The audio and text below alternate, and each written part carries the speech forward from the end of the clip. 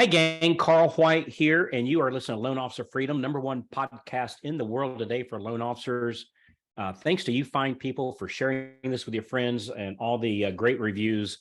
That gets the message out there for us and expands the crowd, which enables us to reach out to and connect with some pretty freaking awesome people, just like what we did today. Miss Tammy Saul out of the beautiful city of Baltimore, Maryland. Good to see you, my friend. We've done this before a couple times, if I remember right, haven't we? We have a couple times, yes. Yeah. So the newest thing came out from the Scotsman's Guide. You're right there at the top of the list. And I have to say, so the Scotsman's Guide, which I'm very dear friends, and we do some stuff. We do some work together with the Scotsman's Guide. So it's outstanding publication. But they do this one thing I'm just not crazy about. This men-women thing. So they have the top women producers, and I think it just ought to be the top producers because, frankly, you ladies, for the most part, I'm just being honest here, kicks the guys' butts. Us guys, we tend to run in second place behind you ladies. Like, for whatever reason that is, I don't know if it's work ethic, you're just smarter. I don't know what it is, but you ladies, you guys are animals. And you ranked in their top ladies in lending here in the U.S. And so congratulations on the award, my friend. Awesome. Thank you, Carl. Yeah, I bet that was pretty cool. So did they call you up and say, "Hey, guess what?" Or did you just open up the magazine and see your name there, or how'd that work out? They sent me an email. The first email I got let me know that I was number 43 in the country overall. Then I got another email for being the number 11 broker. And then I got another email for being the number 17 or number 27 female. It was pretty cool. 17. It was 17. Yeah. 17. So that's pretty impressive because I think, and we see all these kinds of different numbers, but it's somewhere around 300,000. So out of 300,000, maybe it's 250, but in that ballpark. So out of 250, 300,000. So if you take the Baltimore Stadium and multiply it times 3, that's what the crowd looks like, right? Because the stadium holds about 70,000. So multiply it times 3, actually maybe closer to 4. Multiply it times 4, and you're right there at the very front of the line at number 17. That's impressive. Good for you.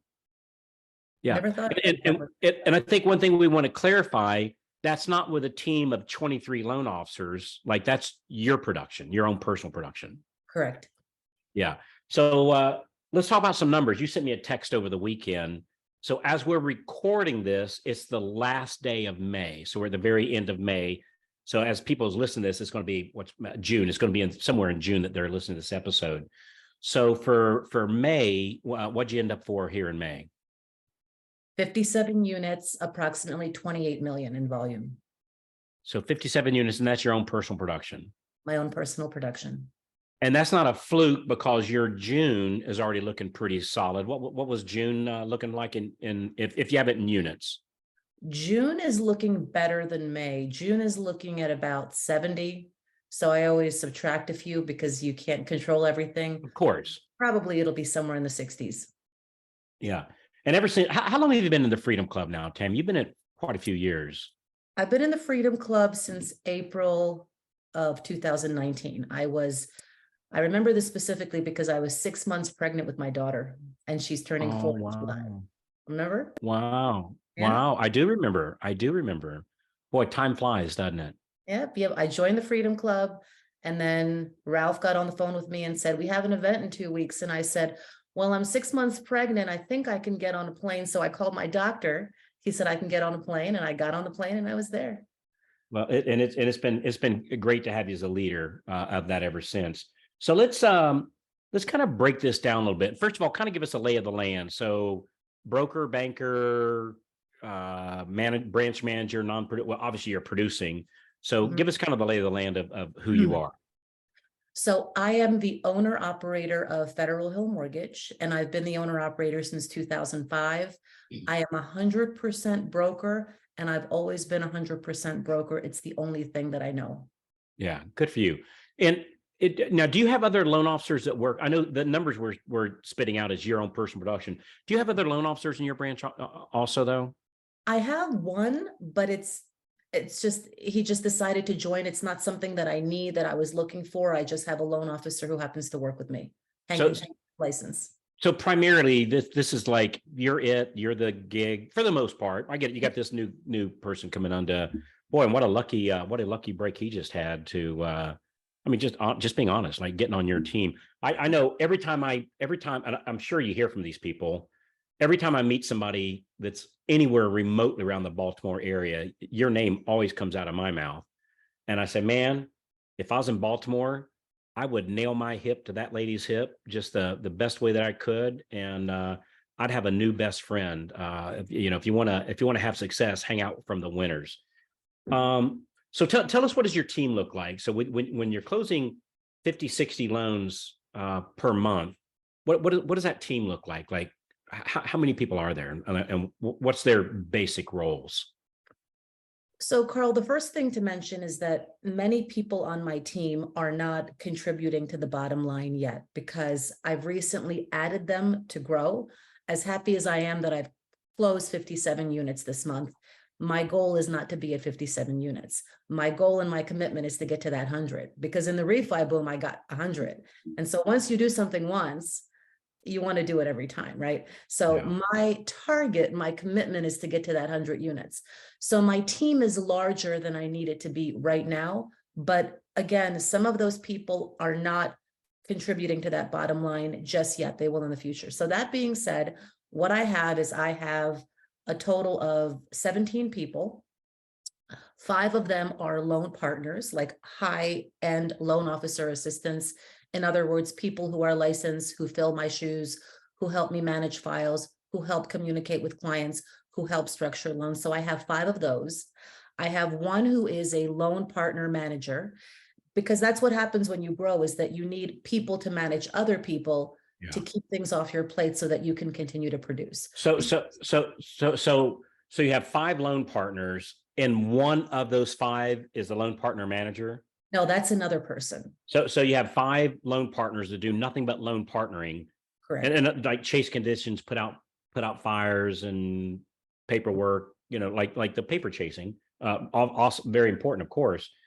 And then you have one person to manage them. That way, when they have a question, they don't go to you, they go to the manager, so you can focus on the part you do. So you're averaging about 1 loan partner, at least currently, per for every 12 closings for the month, you have roughly 1 loan partner. So 1 loan partner, 12. I know they're working on more than 12 files, because you have 12 closing. If you have 12 closing, probably each one's working on 18, 19, 20, somewhere around there. Is that sound about right?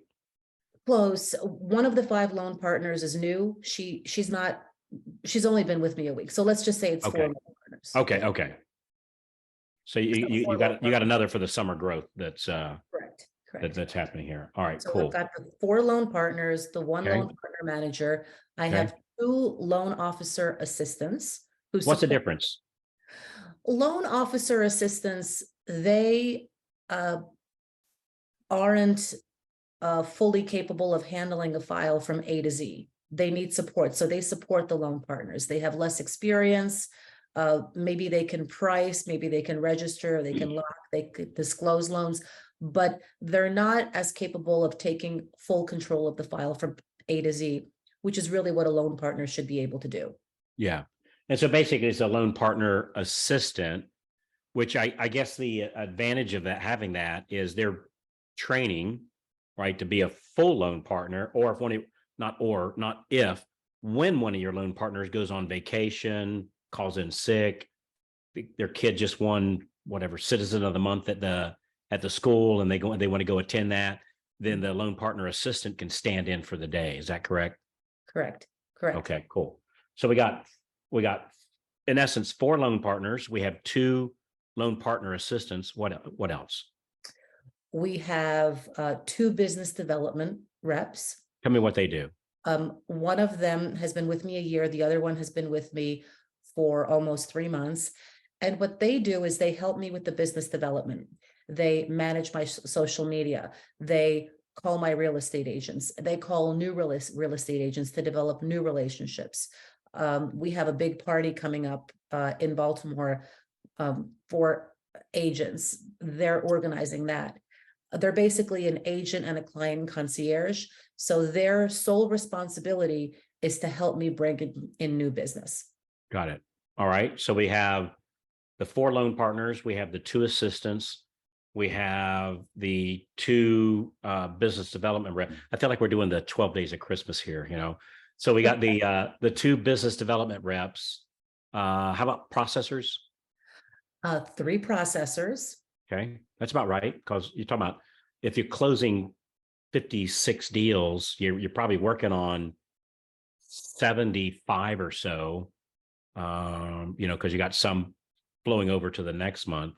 So that's about right. In fact, that's easily right. Yeah.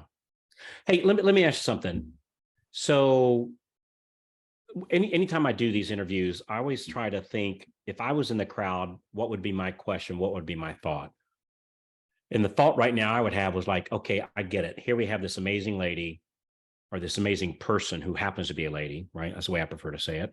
So you have this amazing person that happens to be a lady, and you have this today, a large team, right? A lot of moving pieces. It sounds a bit overwhelming. So take me back to when it kind of started. So I'm currently closing 4 loans a month. Maybe it's 10, maybe it's 2, but whatever, somewhere in that neighborhood. Kind of take me to how the growth of this happened. Like, you didn't just start off with 4 loan partners and business development reps and 3 processors and a partridge in a pear tree. There was a growth to it. So how did it start? Like, if like, to do it all over again, where I'm closing 3-4 loans, what would I do first? So my growth really spiraled when I joined the Freedom Club in 2019. In 2018, I closed 72 million in loans. That was my best year. How many units would that be? 72 million. So some people are in San Diego, you know. About 200, maybe 190, 200. All right. So if I get out my ever so talented Mr. Calculator here, and we do 200 divided by 12. So 16, still a pretty good number, right? Not a shabby number. Mhm. So take me back even further back then. Take me to when you were closing 4. What took you from 4 to 8? People, hiring people. Mm. From the very beginning in this industry, I'd always been good at attracting business. I'd always been good at structuring loans, at talking to people, at getting people to the closing table, at doing all of the things that a good loan officer should do. I Yeah. always had that, but I was one person. And so I was the one taking the loan application, collecting the documents, running the credit, registering the loan, locking the loan, disclosing the loan, chasing conditions. And I had one person who, by the way, is still with me. She's now the manager of everybody. But I had one person. And so between me and that one person, we could only do so much. What happened was, because I was spending so much of my time doing the things that were not business development, loan getting activities, I was limited in what I could close. So I was attracting the business, but I wasn't able to close the business. And what happens naturally when you can't handle business, business doesn't come to you because people feel that you're too busy. And so, and I was tired and I was exhausted and I was working all the time. In fact, as hard as I work now, I actually worked harder back then, closing 4 loans a month than now closing 57 a month. Mm. How did you, like, when you're at 4 and then 8 and then 12 loans a month, how did you bring that business in? So I get it. You've got this fine-tuned machine, incredibly organized machine on going from, you know, a lead to a closing, you know, X amount of weeks later. How in the beginning, how'd you bring those loans in the first place? You know, Carl, this isn't going to be a fancy answer, but truthfully, the way that I brought loans in was just by creating extraordinary results for individuals one at a time with every opportunity that was presented to me. And I earned my referrals. So when I opened my company in 2005, it was scary because my husband wasn't my husband at the time, also in the same industry. We basically just jumped into owning a business, and we had 5 clients. I had 5 clients, and those 5 clients were clients that I carried over with me from my former company. They followed me, but I multiplied those 5 clients into 10, into 15, into 20, into 25. Every single client that I touched, every single person who could potentially bring me business, I cultivated, I developed, and that turned into more business. And as that turned into more business, that turned into more revenue. How did that turn into more business though? Like I know it just doesn't, like, it might seem like it just naturally occurs, but I know that it doesn't. Like, you have to either ask, or you've got some mechanism that's reaching out to tell them to refer, or like, how did you get, so you get your first business coming in? No doubt you did a fantastic job early in the game. I have no doubt of that. But that in itself doesn't bring new business in. How did you get new business to come in? I truly think, Carl, it was just by performing on an extraordinary high level and by earning the business and by making people want to send me business. So there were a few things I did. I did a few BNI.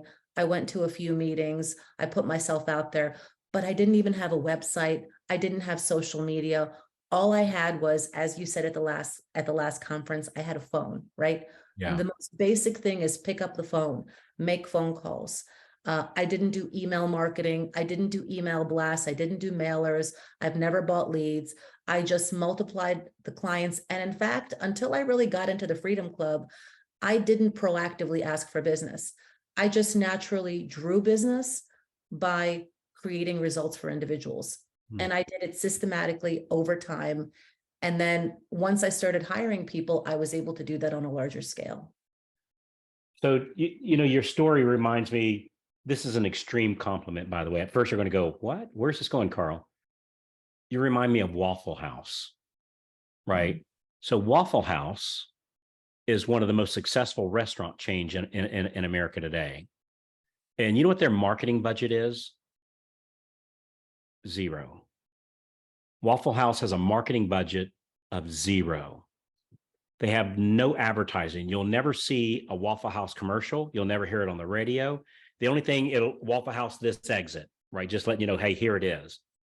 And they say, I was listening to it on a podcast, they say how they got to be this massive, it's one of the largest. They sell more, you know, this is unbelievable story. So the Waffle House sells more steaks than any other restaurant in America. How about that one?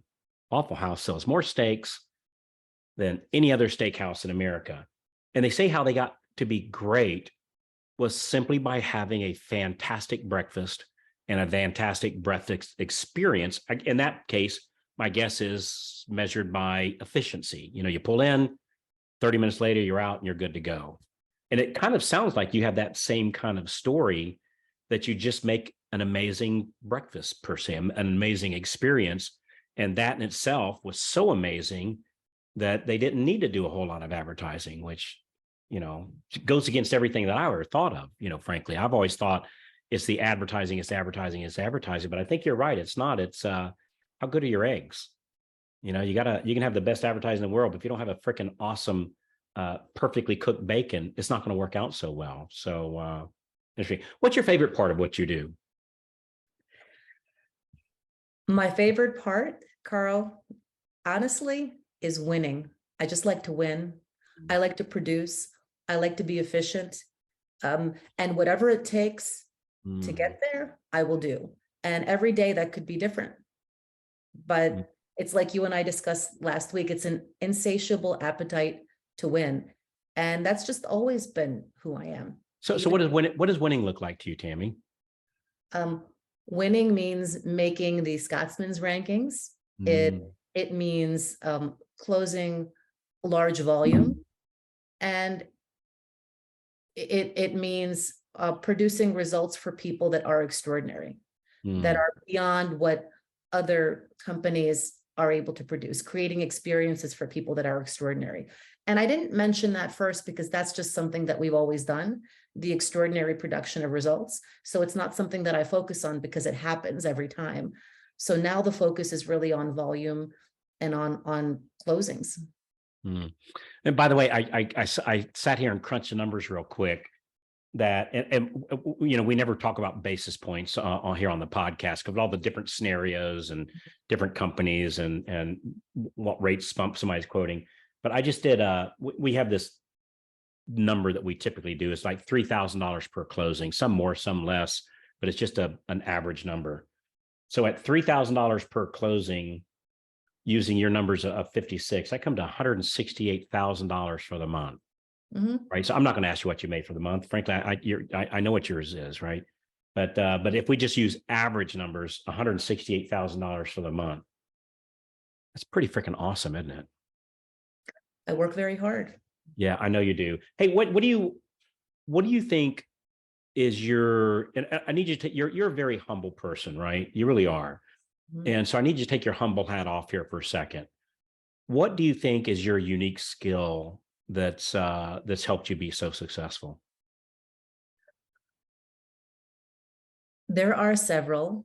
Um, as I mentioned, Carl, I'm naturally driven to win. Yeah. I am hyper efficient, Yeah. and I am able to do things that take people hours in a matter of minutes.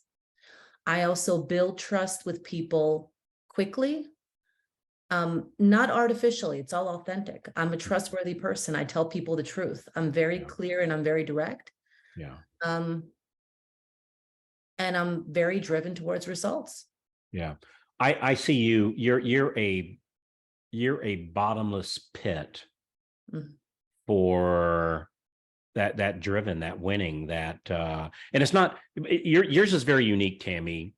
Yours is out of abundance, not out of like some people they have this like this in like for me to win, you have to lose. And I'm using air quotes here. For me to win, you have to lose. And that's the one thing I've noticed about you is you're so willing, you're so giving. We're doing this podcast here. We'll have tens of thousands of loan officers download it, and you know, hey, here's how I did it, and here's how you can do it. But you have this bottomless pit of just an insatiable appetite, not necessarily for more, but for achievement. Right. It's not that I don't see you as one. I get it. You like the dollar, you like the ones and the commas and the zeros, right? I get that, right? We all do. But I don't think that's just how you keep score. That's not, Correct. you know, Correct. because you make the kind of money that another to close more loans and make another 30 grand for the month. Let's just be honest. It doesn't really change things a whole lot for you, but it's that just insatiable appetite to win, but not at the expense of others. That's one of the many things that I just absolutely adore about you. Hey, I got a question. I always like asking this question. I usually ask it at the end, but it popped in my head. I want to ask it. So the president of the United States, whoever he or she is, right? This just a hypothetical. So the president of the United States gives you a call and says, Tammy, I need you. What skill is he or she calling you for? They want me to call someone to Mm, establish a relationship mm, and create influence. an ambassador. Probably. Mm. Well, we could use that now in some parts of the world, couldn't we? I know you have some personal stories behind some of the different places we could use. Not that we don't have good ambassadors, but where they could certainly use some help. What characteristics? Let's talk in general now. As far as like being a loan officer, what do you think is the characteristics or skills that we really have to hone if we want to, enter anywhere remotely close to your level of status? I think the number one thing, Carl, I don't know if this can be developed or if this is innate, but you have to have desire, Mm, just drive. And for me, I've always had that. You just mentioned, I am a first generation immigrant. I'm 100% Ukrainian first generation immigrant. And I grew up not having very much. Yeah. And so as an adult, I don't need much, but Yeah. they have to have desire. And so when I interview people, I'm interviewing somebody today, I'm interviewing for a receptionist. That's the number one thing I look for is desire. I'm not a genius. There's nothing special about me. I don't have any kind of chemical that other people don't have. I just work very hard. And I've always had that desire to win. And that desire translates really into any industry. So you have to have desire. You have to work hard. And you have to be disciplined. And if you're not disciplined, become disciplined. Anybody can become disciplined. Mm. It's not a chemical. It's just daily activity. Mm. Yeah, I think that's part. I think you and I have a lot of stuff in common. That's why we got. We just get. I think we get along great, and I do. We have a lot of commonalities about us, and I think both of us came from extremely. As you've told me that you came from extremely modest background, as I did. And I think I think that was a gift for us, Tammy. I really do. I really believe that. And it's not that our parents, you've told me stories about your parents. So it's not that our parents didn't try really hard, because frankly, what they came from was a step above the generation before them, right? It's all these stepping stones going from one generation to the next. But I think coming from a modest background, it makes us hungry, we want it to be, our parents made it easier for us than what they had it. And we want to make it easier. I don't know if easier is the right word, but more options available for our kids than even what we had. And I think, you can't appreciate the air conditioning till you've been out in the summer heat. And so you can't appreciate success until you come from, or at least at some point in your life, had extreme modest. And I think I look at that as a gift. Hey, what's been one of your most satisfying, and you've had, I'm sure, a ton of them. What's been one of your most satisfying moments in your business? Actually, 3 months ago, I purchased a building for my company in Baltimore City, a 10,000 square foot building. And that to me was a very pivotal moment in my career, is that, I started my company out of the basement of my home again in 2005. It was me, my husband, no employees. We hired an employee. We moved up, we moved up, we moved up. And finally, now we own a building where we can grow, where each of our employees has an office.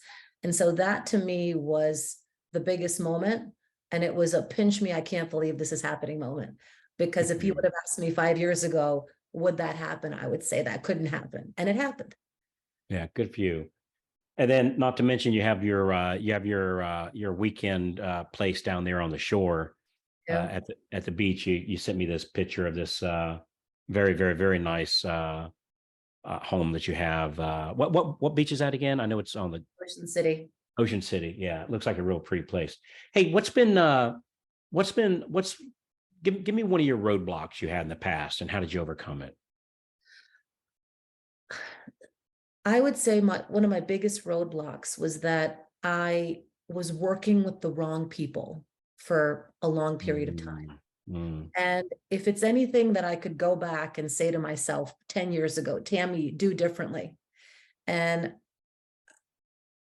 anybody listening on this podcast who's going through this, please trust me here, is that when you're looking for business and you're building your business, you're afraid of letting go of business, right? You have maybe 3, 4, or 5 real estate agents who are sending you business.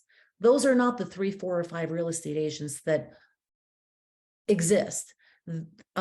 If they are not satisfying relationships, if they are not bringing life to your business, if they're not making you happy, if every time they call, you look at your phone and you don't want to pick up, let them go, because there are other people that will fulfill you, that will satisfy you.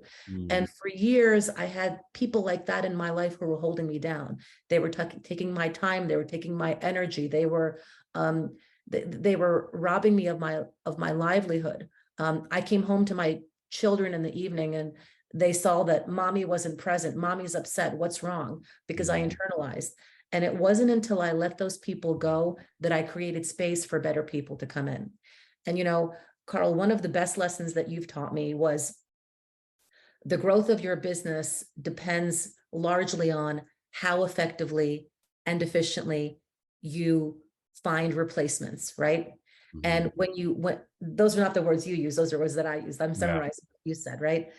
So, and when you teach us that, you teach us that in terms of hiring and firing people, but that's not just in terms of building your team. That's in terms of the people that you surround yourself with, the relationships that you choose. So we are loan officers need to constantly be in a state of looking for replacements. It doesn't mean you have to let everybody go, but you're always looking for new and better people to work with, to work for you, to refer you business, to refer business back to you, to surround yourself with, and that becomes your reality.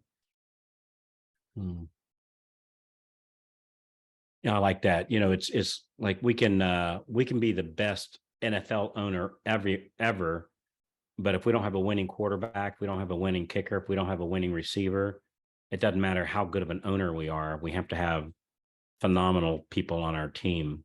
I like that.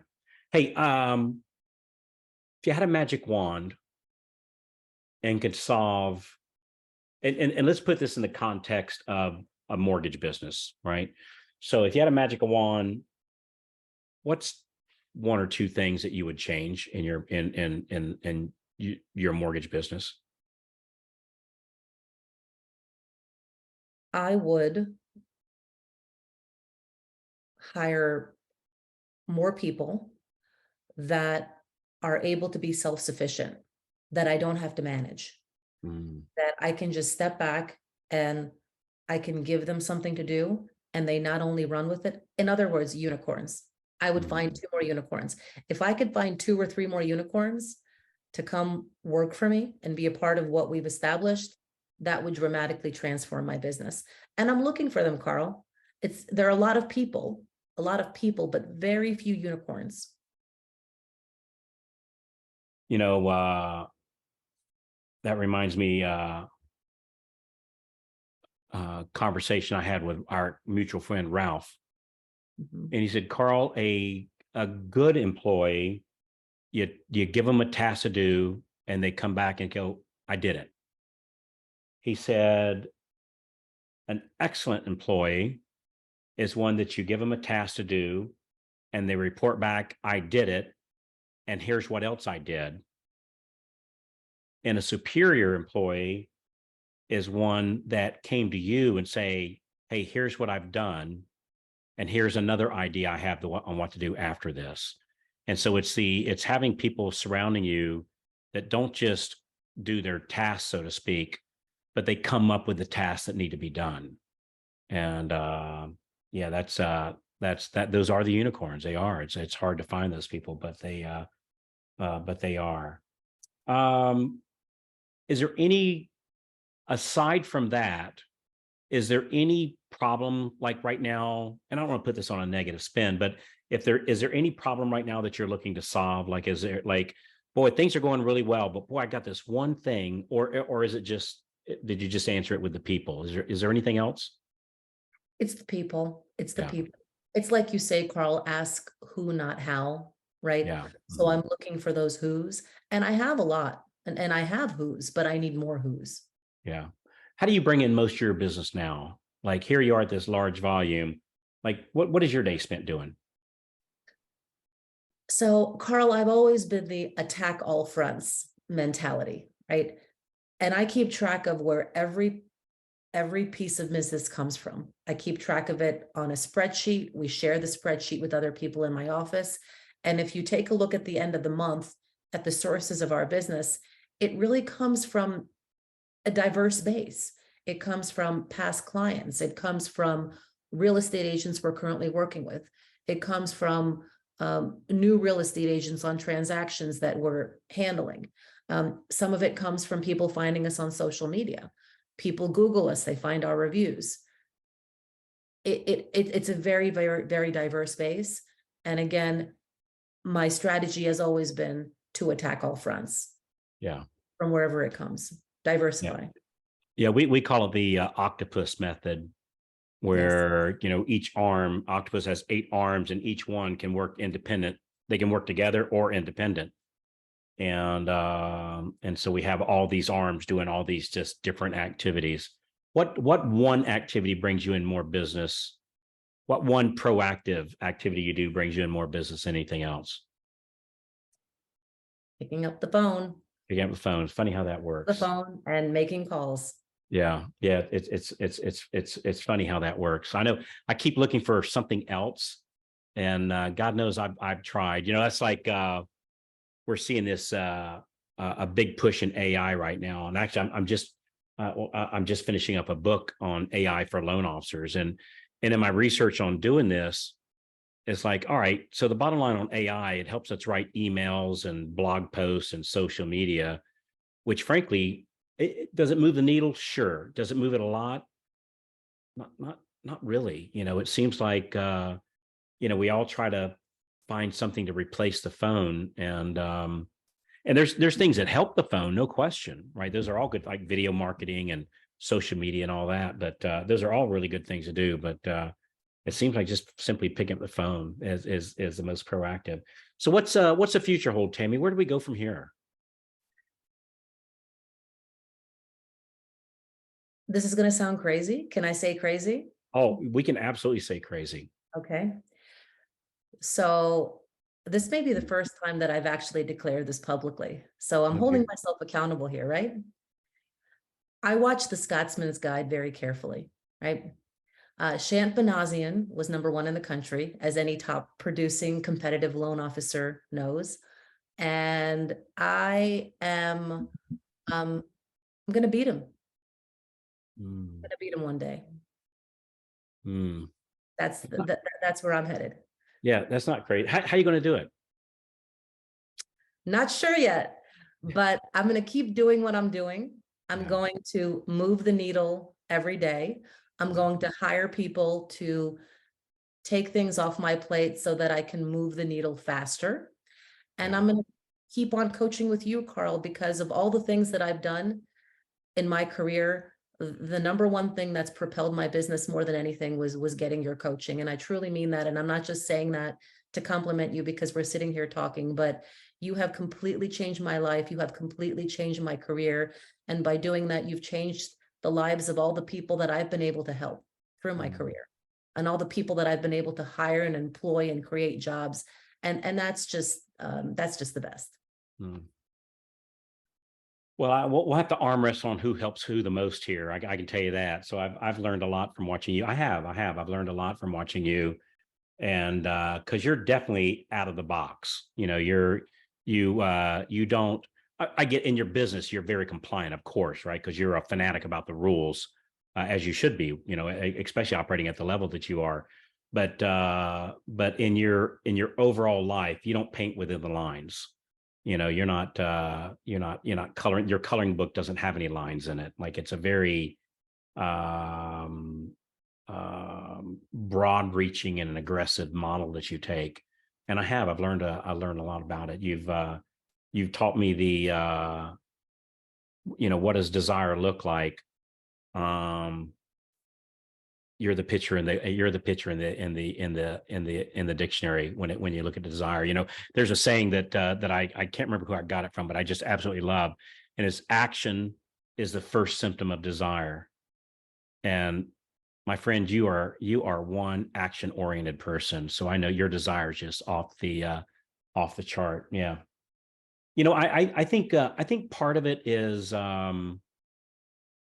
I think part of desire is taught. I think we can, what it is, Tammy. I think desire, where it comes from, is hope, right? Because if we have no hope, like, we don't even try it. But if we have hope, right, we'll try anything. And I think people like you and I and our listeners, as we have that hope, and when we have that hope, that gives us reason to take action to make that hope materialize into desired result. And so Can I add to that a little bit, Carl? I'd love to hear. So you mentioned the word hope, and you remind me of a pivotal experience I had as a child.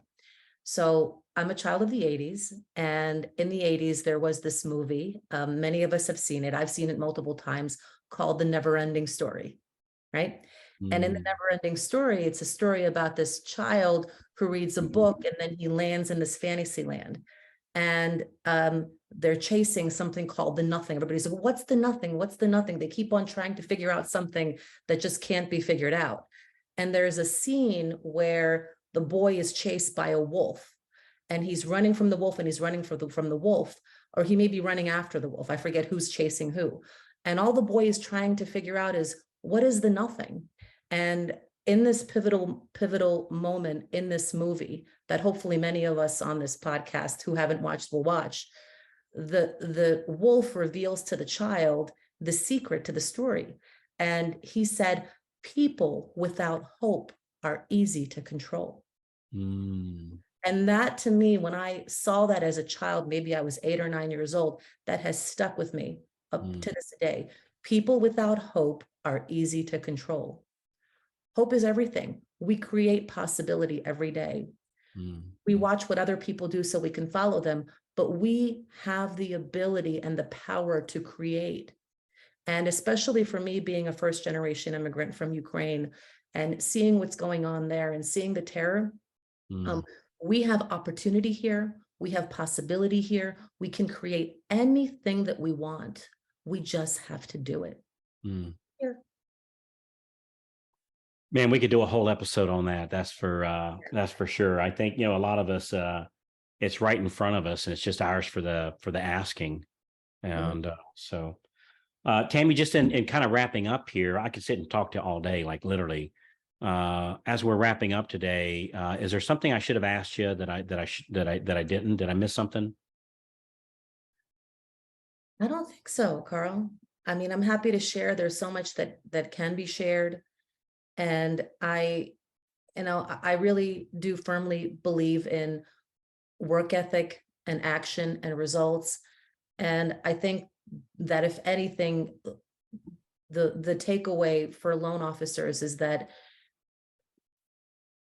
remember what you sign up for. If you say that you want to close this many loans, there's work to be done. Maybe that work is hiring more people to help you. That's still work.